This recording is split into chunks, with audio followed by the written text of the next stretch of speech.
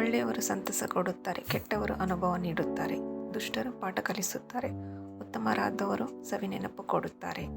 ಆದ್ದರಿಂದ ಎಂಥ ಜನರನ್ನು ನಾವು ದೂಷಿಸಬಾರದು. ಎಲ್ಲರಿಂದಲೂ ಒಂದಲ್ಲ ಒಂದು ರೀತಿಯ ಪಾಠ ಕಲಿಯಬಹುದು.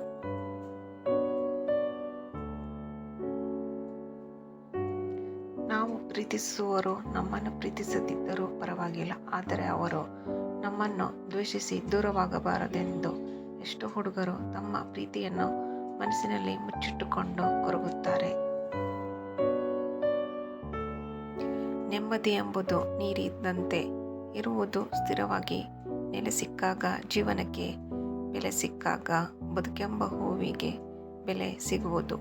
ಮನಸ್ಸು ಮಂದಿರದಂತಿದ್ದಾಗ, ಸಾಗರದಂತಿರುವ ಜೀವನ ಸಾಗಿಸು ಸರಿಯಾದ ದಾರಿಯಲ್ಲಿ. ಬದುಕಿನ ಪಯಣ ಅಲೆಯಂತೆ ಬರುವವು. 108 ಕಷ್ಟ ಎದುರಿಸಿ ಎದೆಕೊಟ್ಟು ನಿಂತಾಗ ನೀನೊಬ್ಬ ಛಲವಂತ. ಬದುಕೇನು ಮಹಾಸಮುದ್ರವೇ ಸರಿ, ಆದರೆ ಅದರೊಳ ಮೀನಿನ ಪಾಲುದಾರ ಸಂಖ್ಯೆ ಹೆಚ್ಚು ಗೆಳೆಯ.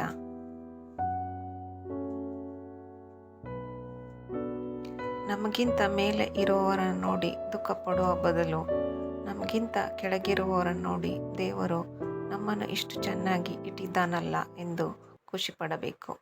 ಆರೋಗ್ಯ ನೆಮ್ಮದಿಗಿಂತ ದೊಡ್ಡ ಸಂಪತ್ತು ಯಾವುದೂ ಇಲ್ಲ. ಜೀವನ ಎಂದರೆ ಒಂದು ತಕ್ಕಡಿ ಇದ್ದ ಹಾಗೆ, ಒಮ್ಮೆ ಮೇಲೆ ಹೋಗುತ್ತದೆ, ಒಮ್ಮೆ ಕೆಳಗಿಳಿಯುತ್ತದೆ. ಅದಕ್ಕೆ ನಾವು ಹಿಗ್ಗಬಾರದು, ಕುಗ್ಗಬಾರದು.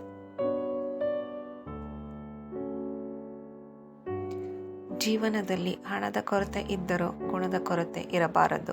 ಏಕೆಂದರೆ ಹಣವನ್ನು ಬೇರೆಯವರಿಂದ ಕೇಳಿ ಪಡೆಯಬಹುದು, ಆದರೆ ಗುಣವನ್ನು ಕೇಳಿ ಪಡೆಯಲು ಸಾಧ್ಯವಿಲ್ಲ. ನಾವು ಕಳೆದುಕೊಂಡದ್ದಕ್ಕಿಂತ ನಾವು ಪಡೆದುಕೊಂಡದ್ದು ಉತ್ತಮವಾಗಿದೆ ಎಂದು ಅಂದುಕೊಳ್ಳುವುದು ನೆಮ್ಮದಿಯ ಬದುಕಿಗೊಂದು ಸರಳ ಉಪಾಯ.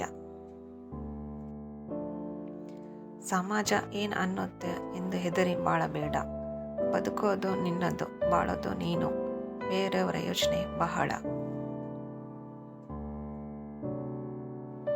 ಚೆನ್ನಾಗಿ ಬದುಕಬೇಕು ಆಗ್ಲೇನೆ ಜೀವನ ಎಷ್ಟು ಕಷ್ಟ ಇರುತ್ತೆ ಅಂತ ಗೊತ್ತಾಗೋದು.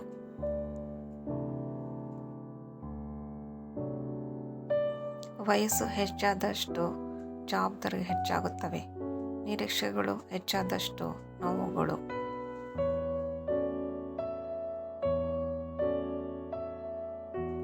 ಜೀವನದಲ್ಲಿ ನಡೆದ ಕೆಲವು ಹೃದಯಸ್ಪರ್ಶಿ ಸಂಭವಗಳು ನಮ್ಮ ವ್ಯಕ್ತಿತ್ವನ್ನೇ ಬದಲಾಯಿಸುತ್ತದೆ.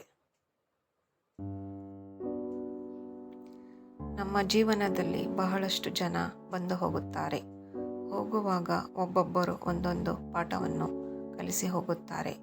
ನಮ್ಮನ್ನು ಅರ್ಥ ಮಾಡಿಕೊಂಡವರು ನಮ್ಮ ಜೊತೆನೇ ಇರ್ತಾರೆ, ತಪ್ಪು ತಿಳಿದುಕೊಂಡವರು ದೂರ ಹೋಗುತ್ತಾರೆ.